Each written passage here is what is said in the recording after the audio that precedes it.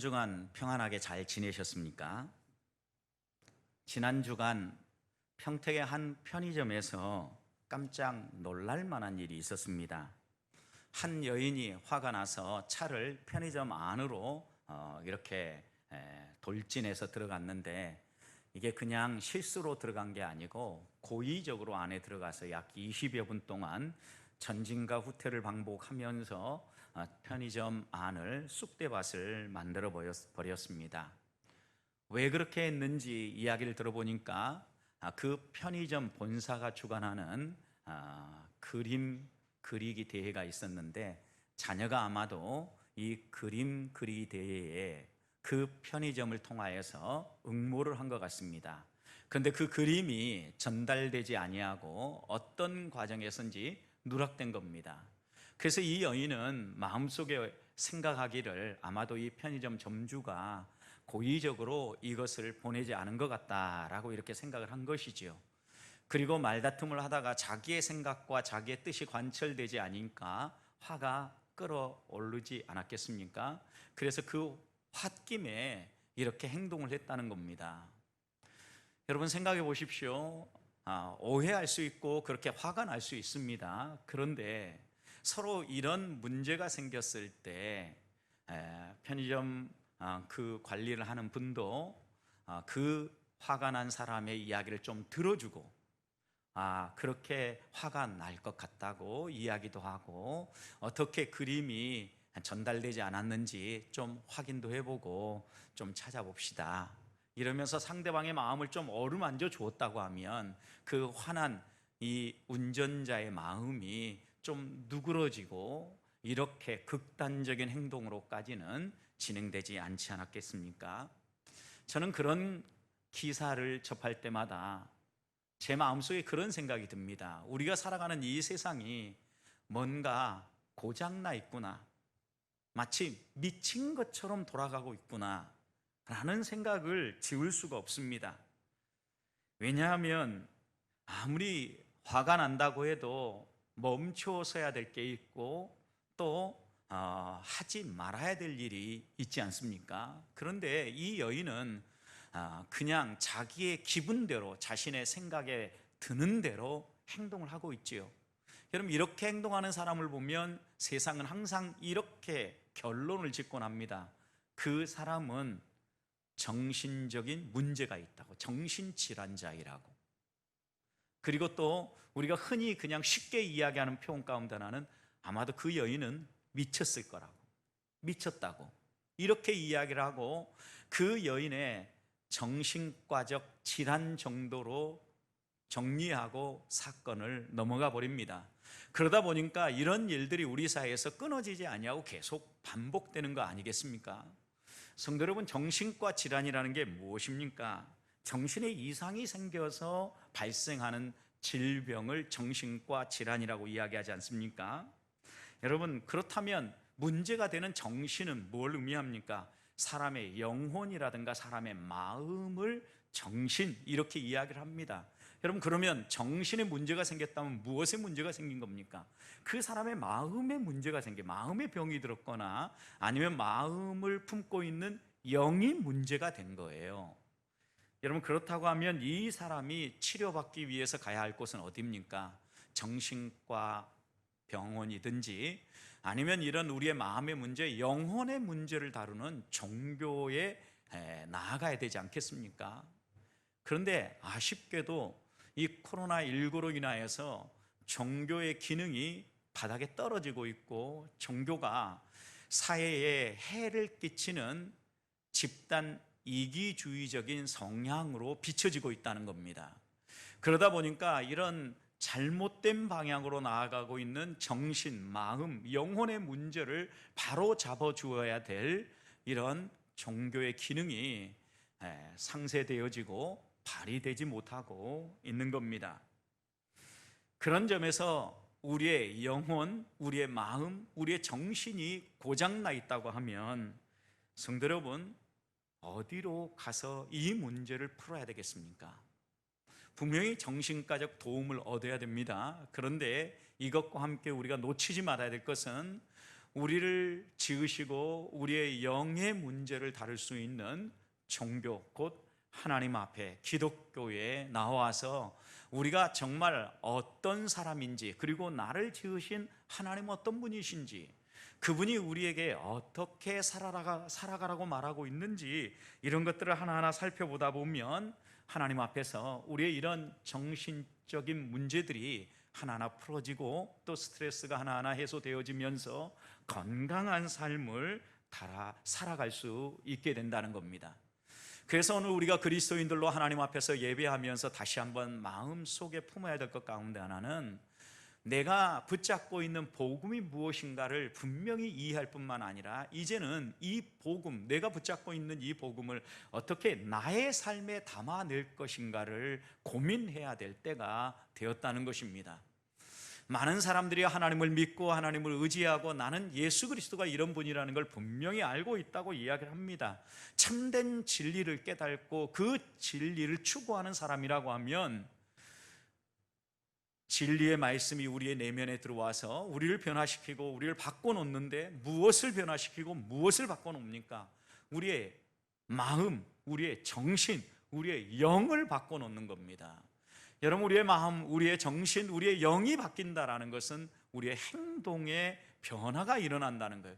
왜냐하면 사람은 생각하고 마음에 품은 것을 겉으로 표현하게 되어 있기 때문입니다. 그래서 어떤 사람을 향해서 불편한 감정을 가지고 계속해서 이 사람 한번 내가 혼내줘야 되겠다라고 쌓고 또 쌓으면 어느 순간에는 반드시 그것이 표출되게 되어 있다는 말씀입니다. 그렇다면 우리는 이렇게 물어봐야 합니다. 내가 가진 믿음은 무엇인가? 그 믿음은 나의 삶을 바꿔놓고 있고 나의 생활을 이끌어가는 원동력이 되고 있는가? 성도 여러분, 여러분이 가진 믿음은 여러분 마음속에만 머물고 여러분의 생각 속에만 머물고 끝나는 게 아니라 여러분의 삶을 움직이는 실제적인 힘입니까? 바울은 고린도 교회 성도들이 열심히 신앙생활을 하고 있다고 말은 하지만 실제적으로는 주변 사람들에게 선한 영향력을 미치지 못하고 그들 자신들끼리도 서로 어떤 사람이 더 능력이 있다, 어떤 사람이 더 좋은 은사를 가졌다, 그러면서 갈등하고 싸우는 그들을 향하여서 바울이 어떤 해결책을 제시합니까? 바울의 해결책은 분명했지요, 여러분. 먼저 그들이 어디에 서 있는가, 그들의 현재 상태를 보게 했어요. 그리고 난 다음에 그들이 하나님 앞에서 누구인가를 확인하게 했고, 하나님이 어떤 분이시며 하나님이 우리에게 원하시는 삶이 무엇인가를 하나하나 설명하면서 그들로 하여금 가장 좋은 믿음의 길인 사랑의 길을 걸어가라고 권하고 있지 않습니까?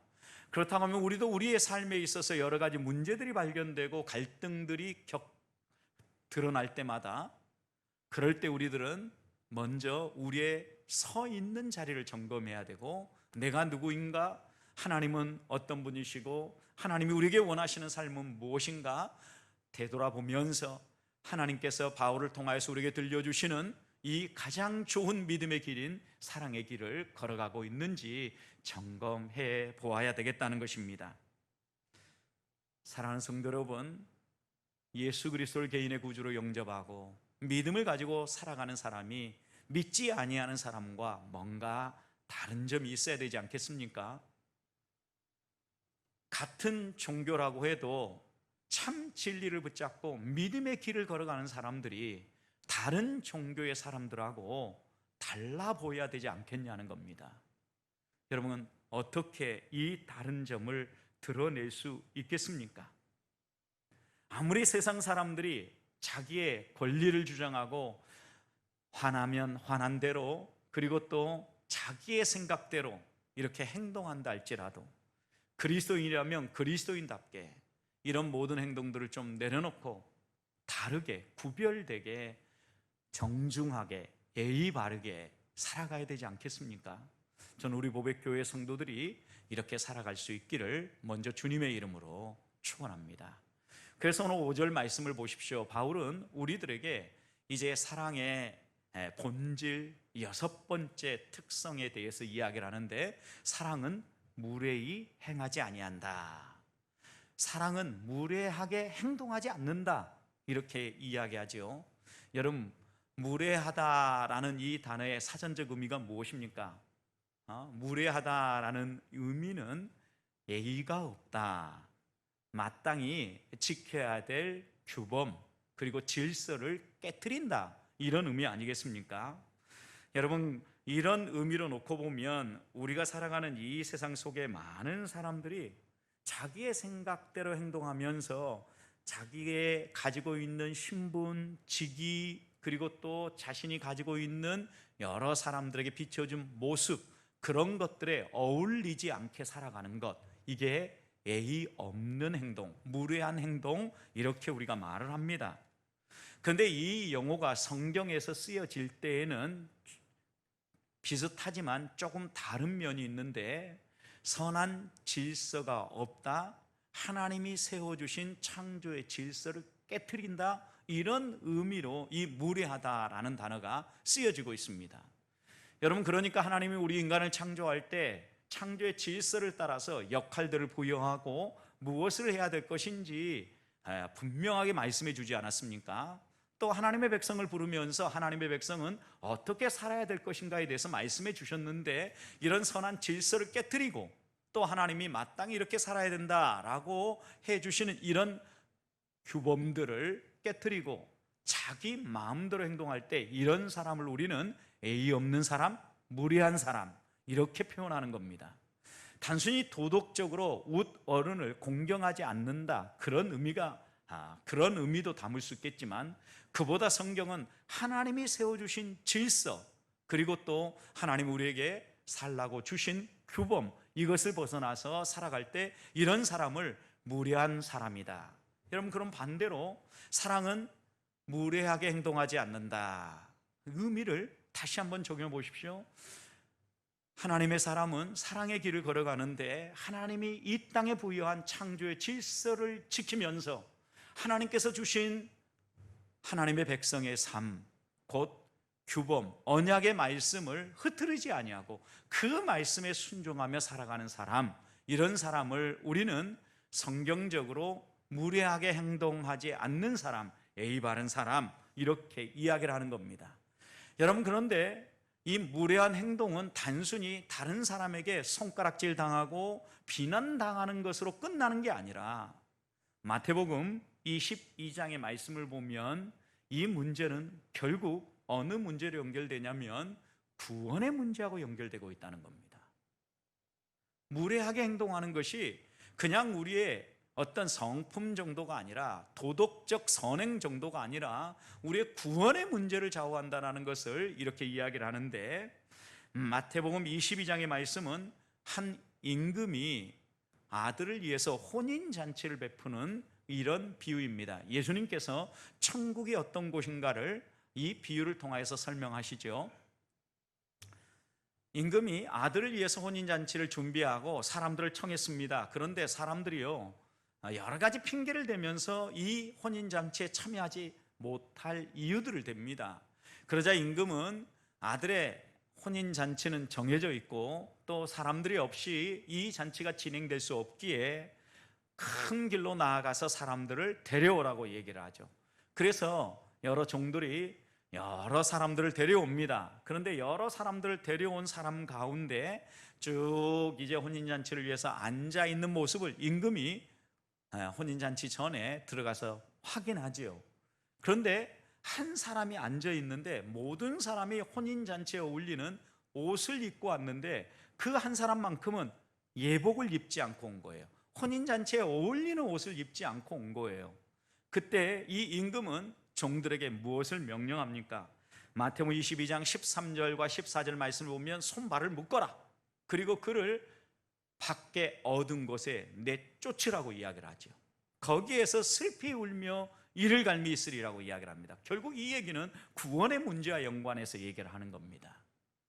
성도 여러분, 그래서 단순히 무례하게 행동하는 것은 도덕적으로 얼마나 선하게 사느냐, 이 땅에 사람들이 얘기하는 도덕, 예의, 범죄를 잘 지키느냐, 이 문제가 아니라 하나님 앞에서 우리가 어떻게 살아가느냐를 분명하게 가르쳐 주시는데, 이 문제가 구원의 문제하고도 연결되어진다라는 것을 분명히 말씀하시는 겁니다.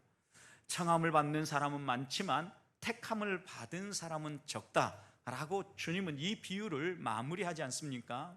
수많은 사람들이 예수를 믿는다라고 따라가고 있지만 정말 그들의 삶에 이 사랑의 길을 걸으면서 하나님의 백성의 삶을 살지 못하면, 무례하게 행동하면 결코 택함 받은 자로서의 증거들을 드러내지 못하고 택함 받은 자로서 살아갈 수 없음을 분명하게 말씀하고 있는 겁니다.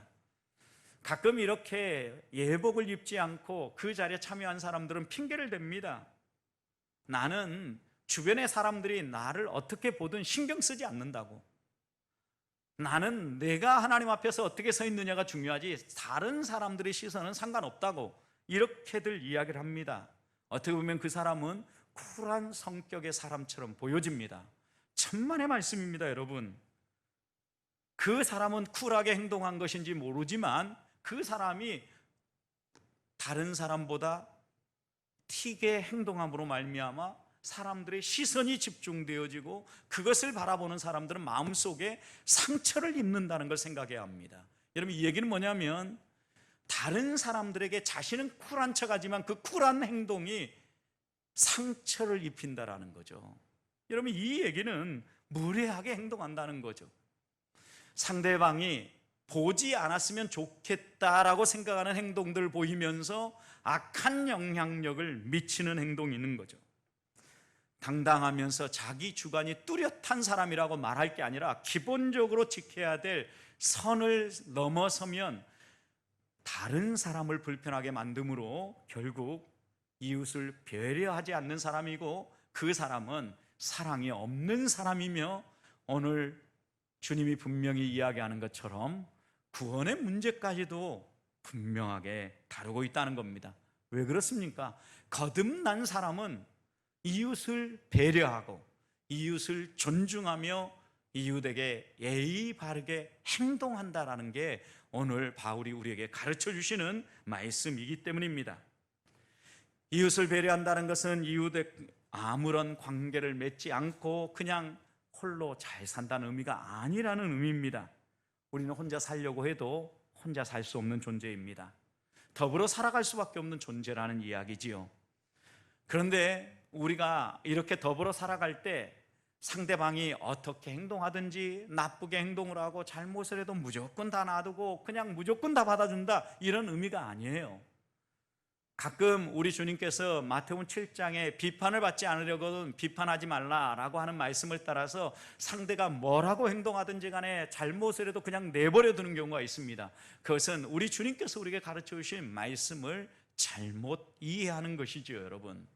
마태복음 7장 1절 2절 말씀을 보면 비판받지 않으려면 비판하지 말라고 그랬죠. 그러면서 왜 그렇게 이야기하는지에 대해서 우리 주님은 3절과 4절에서 이렇게 얘기했어요.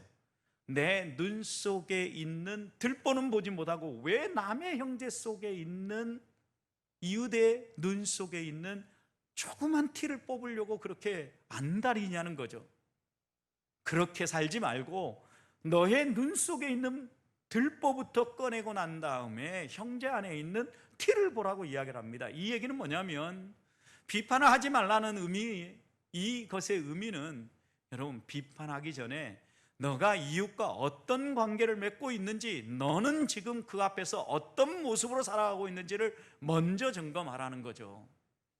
똑같은 관점에서 누가복음 6장 37절 말씀을 보면 비판받지 않으려면 비판하지 말라고 이야기하면서 그 말씀에서는 이렇게 얘기를 합니다. 형제를 용서하지 않으면서 형제에게 비난의 화살만 쏘아대는 이런 사람이 되지 말라는 거예요. 여러분, 형제를 진심으로 상처 입은 형제를 품어주고 위로하고 그의 잘못을 용서해 주면서, 야, 그런데 이런 부분들은 이렇게 고쳐가야 앞으로 이런 일들을 반복하지 않을 수 있어 라고 그를 고쳐주는 행위는 해야 된다는 이야기예요. 여러분, 이 말씀이 우리에게 교훈하는 바가 무엇입니까? 결국 비판의 문제를 다룸에 있어서도 이웃에게 무례하게 접근하지 말라는 거죠. 이웃과의 관계에서 이웃의 잘못들을 하나하나 바로 잡아갈 때에 먼저 너 자신을 살피고 너가 상대방을 용서하고 품어주면서 배려하면서 그를 위하여 한마디 충고도 하고 그를 위하여 고치고 나아갈 수 있도록 지지하는 자가 되어질 때 그 사람이 변화되어지고 그 사람이 보다 건강한 삶을 살게 되어진다는 말씀입니다. 사랑하는 성도 여러분, 사랑하는 사이가 되어지면, 가까운 사이가 되어지면 허물이 없어진다라고 이야기를 하죠. 여러분, 허물 없는 관계가 어떤 관계입니까? 보통 우리는 허물 없는 관계 그러면요 그냥 무례하게 아무렇게나 대해도 되는 상대, 이렇게 생각하는 경향이 있습니다. 여러분, 그러나 그런 의미가 아닙니다. 허물이 없다라는 것은 숨김이 없다, 감춤이 없다, 가식이 없다, 그런 의미예요. 여러분, 그런 점에서 허물이 없다라고 한다는 것은 상대에게 숨김없이 있는 모습 그대로를 드러낸다는 의미지 무례하게 행동한다는 건 아니에요. 가족도 여러분 함께 예배하고 있는데 생각해 보십시오. 가족 간에도요 여러분이 보여줄 것들, 편하게 행동할 것들 많이 있지요. 그런데 무례하게 행동하면 가족이 서로 관계가 어그러지기 시작하는 거예요. 지켜야 될 선이 있고 또 예의를 갖추어서 행해야 될 부분이 있다는 말씀입니다. 고린도 교회 안에서도 여러분 이렇게 예의를 지키지 아니하고 무례하게 행동하는 것들이 있었지요. 예배할 때 하나님께서 부여하신 창조의 질서를 따라서 여자들의 경우는 머리에 무언가를 쓰고 수건을 쓰고 예배를 해야 되는데 수건으로 머리를 가리지 않고 행동하는 거예요. 예배하는 거예요. 무례한 거죠, 여러분. 또 여러분, 성적으로 지켜야 될 선이 있는데 고린도에 있는 다른 사람들이 성적으로 문란하게 행동한다고 해서 자신들도 똑같이 행동합니다. 심지어는 계모와 동침하는 사건까지 발생을 합니다. 얼마나 무례한 행동입니까, 여러분? 믿음이 연약한 자를 배려하지 아니하고 자기 믿음만 생각하고 시장에서 파는 고기를 그냥 먹습니다. 뭐 내가 어때? 나는 아무렇지도 않은데 뭐 넘어지면 그 사람 문제지, 나와는 상관없어, 이러면서 그냥 교회 안에 갈등을 일으키고 무례하게 행동하는 그들을 향하여서 바울은 적어도 내가 고기를 먹는 일로 인하여서 누군가가 넘어진다고 하면 나는 평생 이 고기를 먹지 않겠다라고 이렇게 고백하지 않습니까? 적어도 우리가 이런 자세로 무례하지 않게 살아야 된다는 걸 이야기하고 있는 겁니다. 무엇보다도 여러분, 성만찬을 진행할 때 그들이 어떤 행동을 취했습니까? 고린도서 11장에 보면 함께 모여서 주의 만찬을 먹을 수 없는 상태가 되어버린 겁니다. 이유가 무엇입니까? 시장하다고 해서 자신들이 준비해온 애찬을 먼저 다 가져다 먹어버리는 겁니다. 그래서 먼저 온 사람들, 좀 부유한 사람들은요 배부르게 충분하게 먹어요. 그런데 가난한 사람들, 연약한 사람들은 어떤 일이 벌어집니까? 고린도전서 11장 22절에 이렇게 얘기했어요. 너희가 먹고 마실 집이 없느냐? 너희가 하나님의 교회를 없인 여기고 빈궁한 자를 부끄럽게 하느냐? 여러분, 빈궁한 자를 부끄럽게 한다, 이 의미가 뭐예요? 무례하게 행동한다는 거예요. 상대방이요 부끄러움을 느끼도록, 수치스럽게 느끼도록 행동하는 거, 이게 뭐예요? 무례한 거죠, 여러분. 우리가 하나님 앞에서 행동을 할 때 이런 행동들을 내려놓아야 된다는 거죠. 그래서 바울은 그런 고린도 교회를 향하여서 뭐라고 권면합니까? 너희가 모일 때 주의 만찬을 먹기 전에 모든 사람이 올 때까지 어떻게 하라고요? 서로 기다려주라는 거죠. 그리고 다 함께 나눠서 함께 먹으라는 거예요. 왜 그렇게 해야 합니까? 고린도전서 11장 34절에서 바울은 이렇게 이야기를 했습니다. 너희 모임이 판단받는 모임이 되지 않도록. 누구에게 판단받습니까? 세상 사람들에게, 교회를 바라보는 사람들에게, 하나님을 믿는다, 신앙생활한다 라고 이야기하는 사람들을 눈여겨보고 있는 세상 사람들에게 손가락질 당하고 판단받지 않도록 하기 위해서도 너희들이 예의 바르게 무례하게 행동하지 말아라, 바울은 이렇게 당부하고 있는 겁니다. 부모로서 우리가 자녀들을 가르칠 때에도 때때로 무례하게 행동하는 경우가 있습니다. 부모라는 권위를 내세워서 강압적으로 자녀들을 누를 때입니다. 아이가 행동을 할 때 부모가 강압적으로 이렇게 누르는 경우는 나름의 이유가 있습니다. 이 아이가 버릇없는 아이로, 무례한 아이로 성장하지 않도록 하기 위해서 이 아이를 예의 바른 아이로 길러내기 위해서 이렇게 한다라고 이야기를 합니다. 여러분, 그런데 그것을 행함에 있어서 방법이 중요하다라는 거예요. 부모라고 해서 부모의 권위를 가지고 강압하고 누르고 억압하고 힘으로 제압을 하면 아이들은요, 마음에 무례하게 행동하고 또 그 수치스러움 때문에 평생 상처를 가지고 살아간다는 거예요. 어떻게 해야 합니까? 아이들이 이해할 수 있도록 설명해야 합니다. 왜 그렇게 하면 안 되는지, 왜 이것이 질서에서 벗어난 것인지. 그리고 우리가 하나님을 믿는 하나님의 자녀로서 이 땅을 살아가는데 아이들에게 우리가 하나님을 믿는다라는 의미가 어떤 의미인가를 설명해 줘야 돼요. 그리고 이 아이가 스스로 그런 행동을 멈출 수 있도록, 멈추어 설 때까지 계속해서 기다려주고 설명하고 또 설명해야 되는 거예요. 하나님의 기다리심을 배워야 합니다. 우리가 얼마나 못됐습니까? 우리가 얼마나 구제불능이었습니까? 그런데 우리가 어떻게 하나님 앞에 나와서 예배하고 신앙생활을 하게 되었습니까? 하나님이 참아주셨기 때문이에요. 하나님이 기다려주셨기 때문이에요. 우리는 그 하나님을 본받아서 우리도 이 땅을 살아가는 사람 아닙니까? 그렇다면 우리들도 그 하나님처럼 그 하나님을 본받아서 무례하게 행하지 말아야 하지 않겠습니까?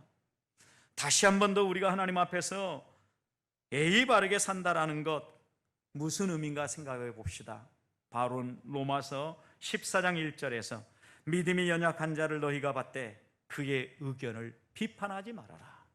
믿음이 연약한 자라고 하면 생각도 우리의 생각과 다를 수 있다는 거죠. 그러니까 그의 의견을, 야, 이건 말도 안 되는 얘기야, 정말 어리석은 표현이야, 이렇게 생각할 것이 아니라, 비판할 게 아니라 믿음이 연약한 자를 있는 모습 그대로 받아주라는 거예요. 마음속으로 그런 말을 했다고 해서, 그런 행동을 했다고 해서 업신여기거나 비난하는 이런 마음들을 내려놓으라는 거예요. 여러분, 이게 뭐예요? 무례하게 행하지 않는 거예요. 한 주간 살아가는 동안 우리들이 하나님 앞에서 무례하게 살지 않고 예의 바르게 행동한다는 의미들을 마음속에 새기면서 어떻게 사는 게 하나님 앞에서의 창조의 질서를 지키며 하나님의 백성답게 사는 것인가 순간순간 물으면서 살아가는 성도들이 되시기를 축복합니다. 마지막입니다. 그렇다면 우리가 무례하게 행동하지 아니하고 하나님의 자녀답게 살기 위해서 우리는 무엇을 해야 합니까? 어떻게 예의 바르게 하나님의 자녀답게 살아갈 수 있겠습니까? 먼저는 무엇이 무례한 행동이고 무엇이 예의 바른 행동인지 알아야겠죠. 여러분, 무례하다라는 것은 창조의 질서에서 벗어난 거라고 그랬어요.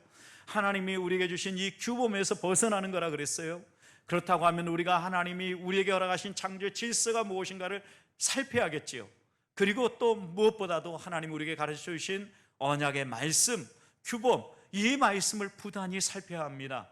그리고 그 말씀을 따라서 우리의 마음속에 거리낌이 있고 이걸 행동했을 때 부끄러움이 있다라고 하면 이건 무례한 행동인 거죠. 여러분, 그리고 이것이 잘 느껴지지 않으면 우리 주님이 이렇게 얘기했죠. 너가 하기 싫은 일이라면 남에게도 어떻게 하라고요? 시키지 말라는 거예요. 이 얘기를 다른 말로 표현하면 대접받고자 하는 대로 다른 사람에게 대접하라 그랬어요.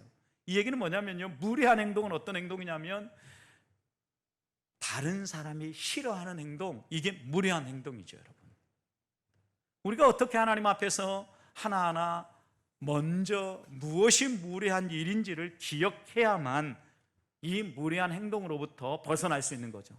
그리고 난 다음에 무엇이 무례한 행동인지 또 예의 바르게 살아가는 것인지 이해가 되었다고 하면 그 다음에는요, 우리의 시선을 하나님께 고정해야 돼요. 사람들 보고 사람들 비교하면은요, 도토리 키재기 한다라는 말이 딱 맞아요. 여러분, 별반 차이가 없어요. 비슷하단 말이에요.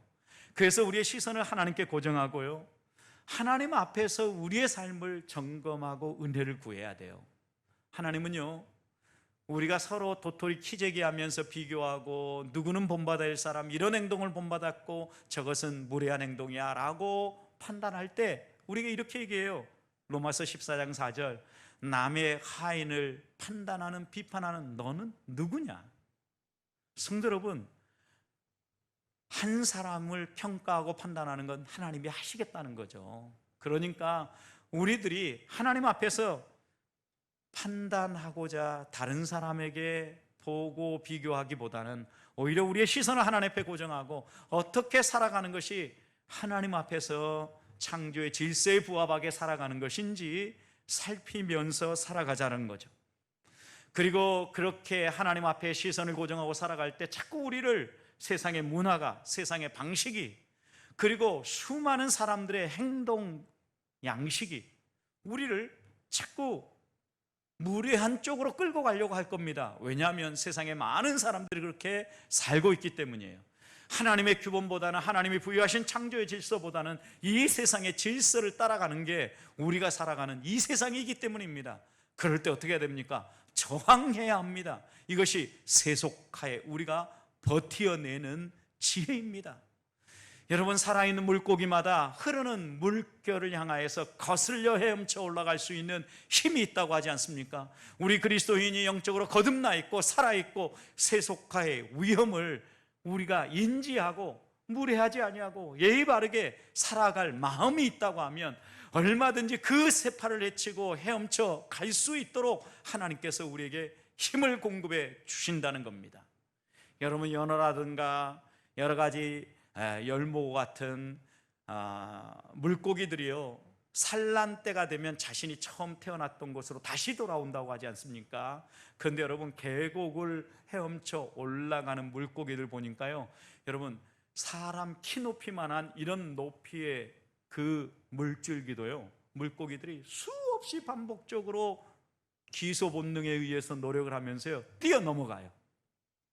우리가 지금은 아무것도 안 될 것처럼 보이고 이것은 도저히 불가능한 절벽처럼 보이는 일이 있다 할지라도 우리가 거듭나면 우리 안에 하나님을 닮아가는 착한 본성이 회복되어지면, 하나님께로 향하는 이런 기소 본능이 살아나면 아무리 이 세상의 세파가 장벽처럼 높이 있다 할지라도 그것을 뛰어넘어갈 수 있는 힘을 하나님이 공급해 주신다는 겁니다.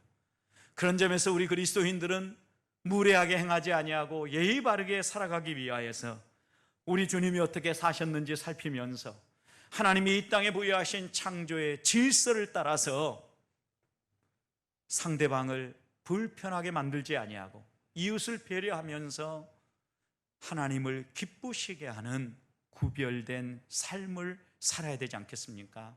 한 주간 이렇게 사셔서 우리의 삶을 통하여서 하나님을 증언하고 웃음이 사라져가고 두려움이 가득한 이 세상 가운데 소망의 손짓을 행하며 한 사람 한 사람 마음을 품어줄 수 있는 믿음의 사람들이 되시기를 주님의 이름으로 축복합니다.